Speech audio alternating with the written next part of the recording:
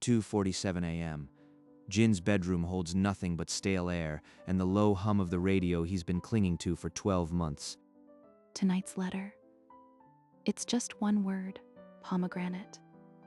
No, that's the test. The word I sent 2 days ago. Maybe it means nothing. Maybe it means everything. That's up to the listener, I suppose. That's mine. She's been reading only mine. For a full year, every letter the cool-voiced DJ read on Owls Awake had been his. All those nights. I thought it was coincidence. But this was proof. That's all for tonight's letter. Sleep well, if you can. I have to find out who you are. This isn't just a show anymore. The anonymous listener had just become a hunter, and the midnight broadcast had become a trap. 1 year earlier, the night swallowed every hour before dawn, and Jin hadn't slept more than a few minutes in days. My brain won't shut up. I'd give anything for just 4 hours of silence. Then, through the static, a voice slipped into his room like a draft under the door. Good evening, insomniacs.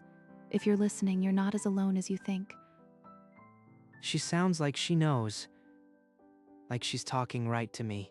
He pulled out a pen and wrote a letter full of all the things he couldn't say to anyone. The blue mailbox swallowed his words. No name, no return address, just a desperate signal. Tonight's letter is from someone who stares at the ceiling until it becomes the sky. I see you, stranger. She read it. She actually read my letter.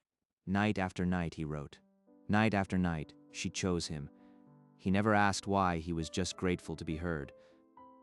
One night, Jin laid out every letter he had written and every date she had read one. The numbers matched perfectly. 12 months of letters, and her broadcast log never once deviated from my submissions. He combed through old forum threads and social media tags. Hundreds of insomniacs commented on the show, but not a single one ever mentioned a letter of theirs being read. I'm the only listener whose words ever reach the air. He dialed the station's business number at 3 p.m. A groggy voice picked up. The DJ? She handpicks every letter, the producer mumbled. Has her own system. No one else touches the mail. Handpicks.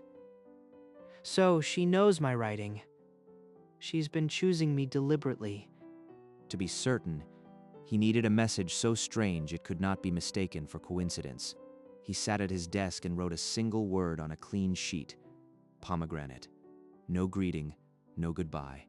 He sealed it and walked it to the blue mailbox under the same street lamp. The test was in motion. Dawn crept into the room, but Jin hadn't moved. The radio was off now, the silence heavier than the broadcast had ever been. She read it. Exactly the word I wrote. There's no doubt now. He pulled his laptop onto the bed and searched for the DJ's name. The result was almost nothing. No photos, no interviews. But the station's address is public, 20 minutes from here. He tore the test letter from his notebook and folded it into his pocket. Proof, if he needed it. I'm going to that studio tonight. You can't keep this one-sided forever. The memory of her voice, cool and deliberate, replayed in his head like a taunt and a promise. Tonight, the ghost becomes flesh. The radio stayed silent, but the hunter now had a location, and the hunt was no longer just a sleepless thought. That evening, Jin fell into the blue glow of his laptop, scraping the internet for anything about Owls Awake. No photos, no real name, just a bio that read like a ghost story. She's buried her whole existence. Why would a DJ need to be this invisible? He found the station's request line buried in an old forum post. His thumb hovered over the call button, then pressed. A producer answered, groggy. Then a transfer, and the line crackled with that same studio silence Jin knew by heart. This is Yuriko. You're on the studio line. Who is this? My name is Jin. I'm the one who sends you the letters. The only one, apparently. A harsh click. The line died in Jin's ear. In the studio, Yuriko stared at the receiver, her knuckles pale against the plastic. She hung up the second she heard my name. That wasn't indifference. That was fear.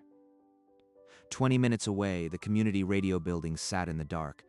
The hunter no longer needed a reason to knock on its door.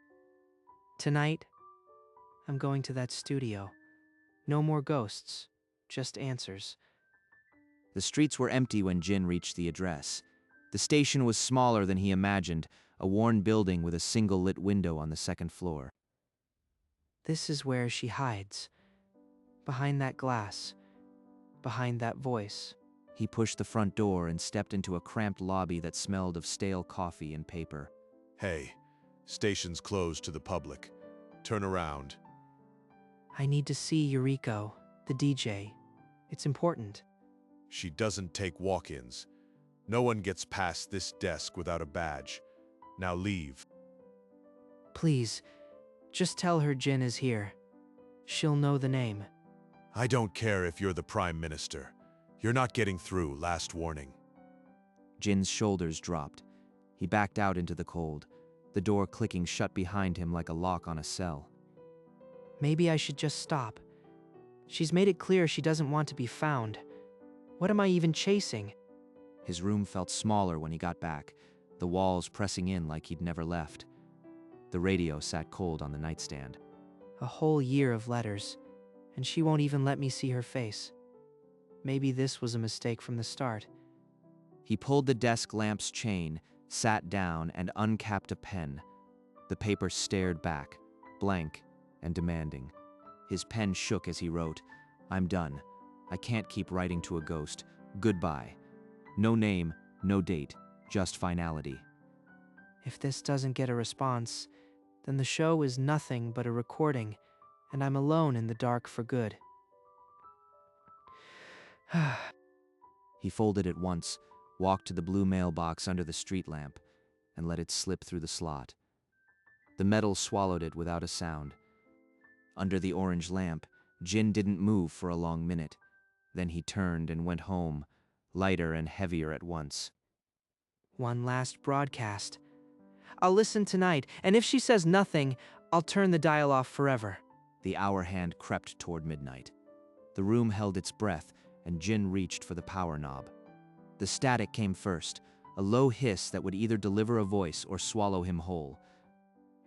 Tonight's letter. It has no name, no date, just a few lines. I'm done. I can't keep writing to a ghost. Goodbye. Jin's fingers dug into his headphones. He knew those words intimately. He had written them only hours ago. For a full minute, the broadcast held nothing but dead air. No music, no filler. Just the weight of an unsaid answer. Please, don't. The line cut dead. The studio had gone silent, but the echo of her voice still rang sharp in Jin's room.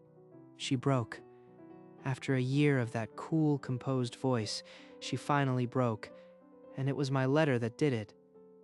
She mentioned a place once, a 24-hour cafe called Night Owl. She said she drafts her scripts there. That cafe might be my last chance. If she's not there, then this really is goodbye. He grabbed his jacket and left the radio playing dead air behind. The hunt had one more destination, and it wasn't a studio. He didn't know if she'd be there, but after a year of letters, a single broken word was enough to chase. The Night Owl's neon sign buzzed in the pre-dawn mist. Jin pushed open the door and found a corner table, the only customer at 3 a.m. A place she mentioned once, a year ago. This is a long shot. But I've got nothing left. Hours peeled away with each refill. The night thinned, and the first gray light touched the windows. It's you, Jin. She froze in the doorway, bag sliding off her shoulder. The postal blew a shock against the warm cafe glow. She's wearing a postal uniform. Not a DJ. Just a woman with a night shift and a microphone. Jin rose, the chair scraping loudly in the quiet. For a breath, neither moved hunter and ghost, finally face to face. Please, sit down. You've read everything I've ever written. Now let me hear you. She hesitated, then stepped forward, the years of one-sided letters collapsing into the distance between two chairs. Dawn broke fully as they sat across from each other, two untouched coffees on the table, and the real conversation about to begin. My shift at the post office ends at 2 a.m. I handle the late-night drop-offs for your apartment building. The connection clicked in Jin's head like a lock opening. The post office was in his own building. She had been feet away every night. She pulled a worn envelope from her bag. The first one. Shaky blue ink read, "Owls Awake." I found this in the outbound bin a year ago. It was addressed to a show that didn't exist, so I read it. The loneliness in your words, it was the same as mine. I knew I couldn't just let it vanish. She poured her own silence into a borrowed studio, a microphone, and a signal, all to give one stranger a voice he didn't know he needed. She made a radio show, just for me, for a whole year? This isn't obsession, it's something else entirely. All those nights, I thought I was shouting into the dark, and you were there the whole time, building a stage for my echo. I never thought you'd find out, but after tonight, after your goodbye, I couldn't let it end like that. The hour was early, and the cafe held only them and the truth she had carried alone. But not all of it. Not yet. How many people actually listen? When I called the station, the producer mentioned there wasn't much traffic. The station owner is an old friend. I don't think the signal even reaches beyond the neighborhood. Her eyes flickered away. Jin caught the evasion but didn't press. Do you want me to stop writing? I can disappear from the airwaves. No, please don't stop. Your letters are the only reason I keep the show alive.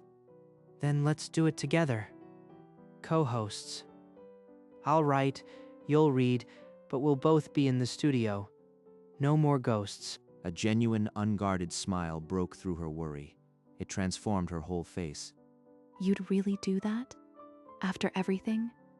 Yes, I want that.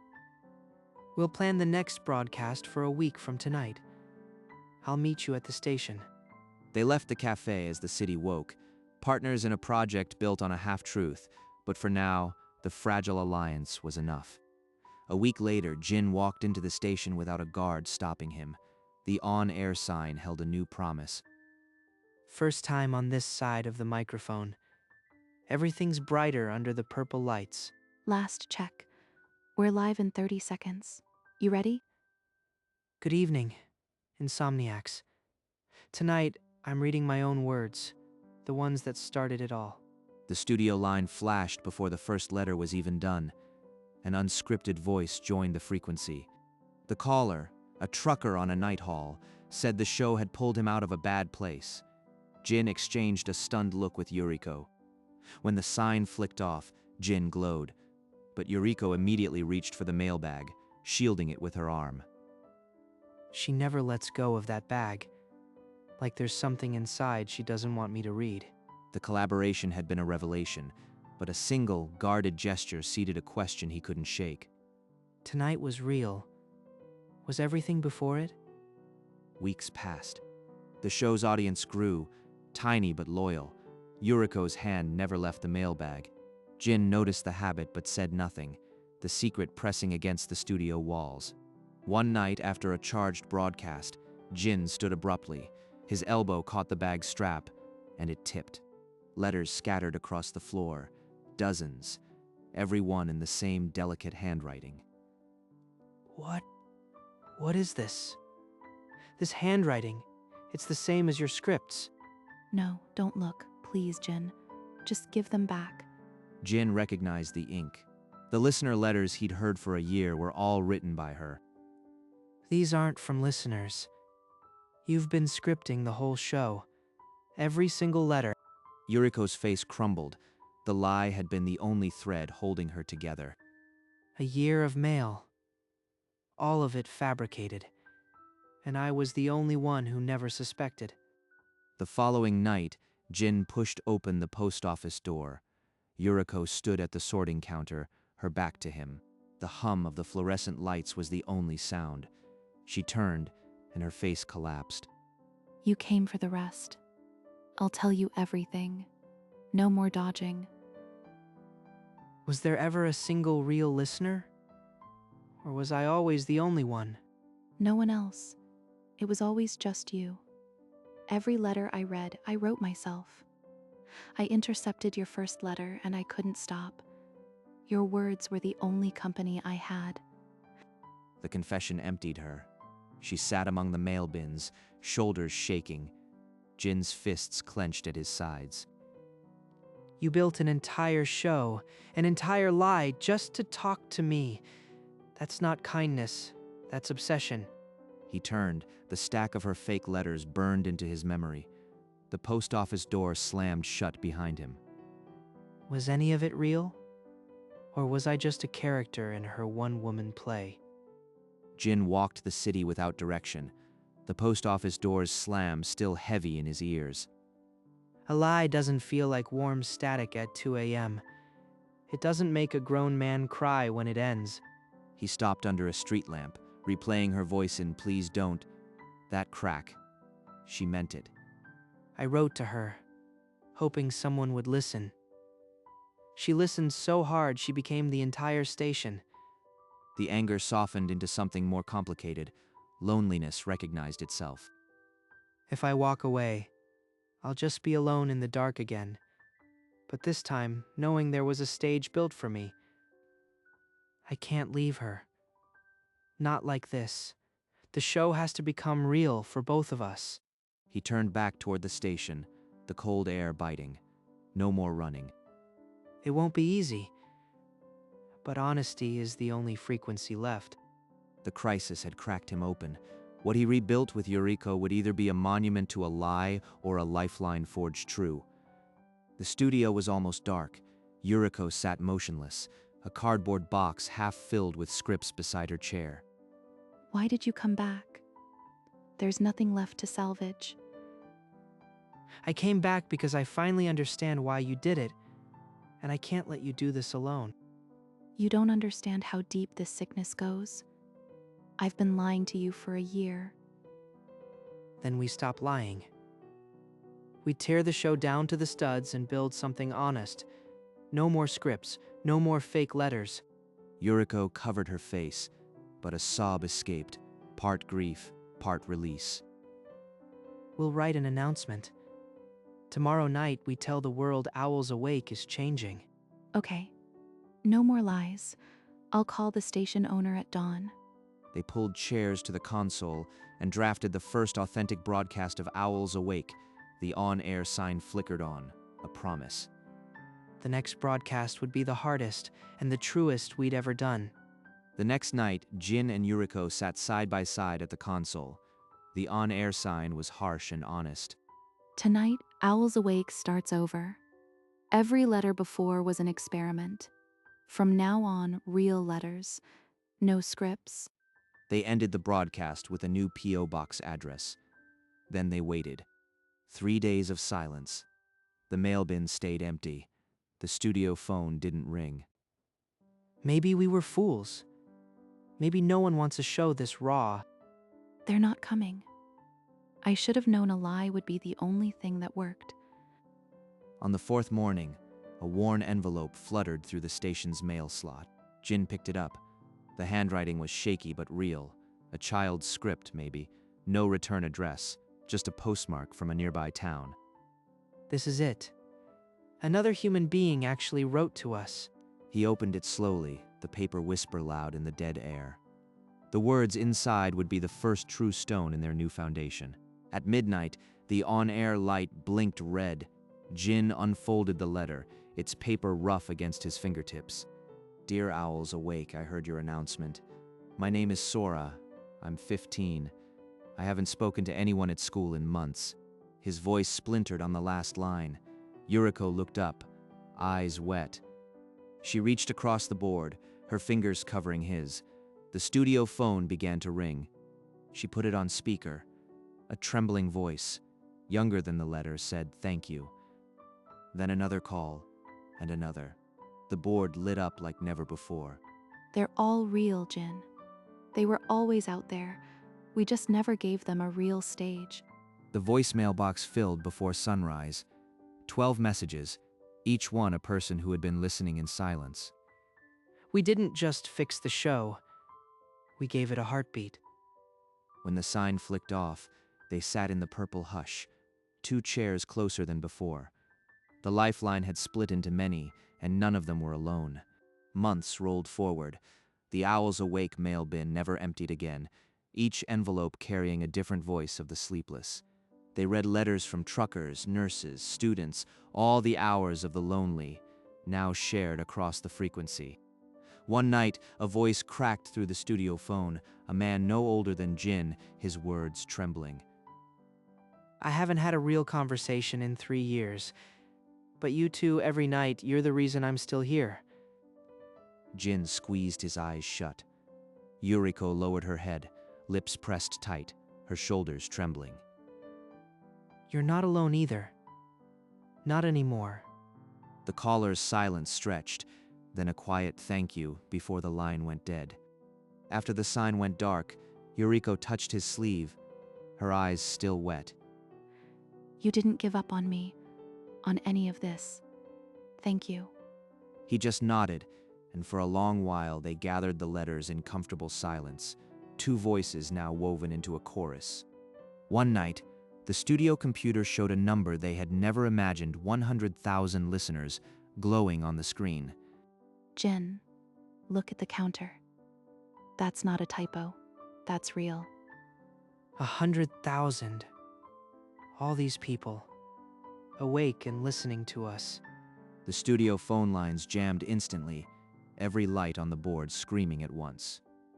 Before we take any calls, I need to say something to the one who started it all.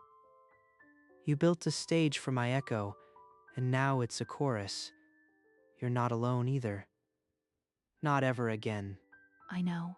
The on-air sign seemed to burn brighter as the silence after those words healed wounds that letters could only name.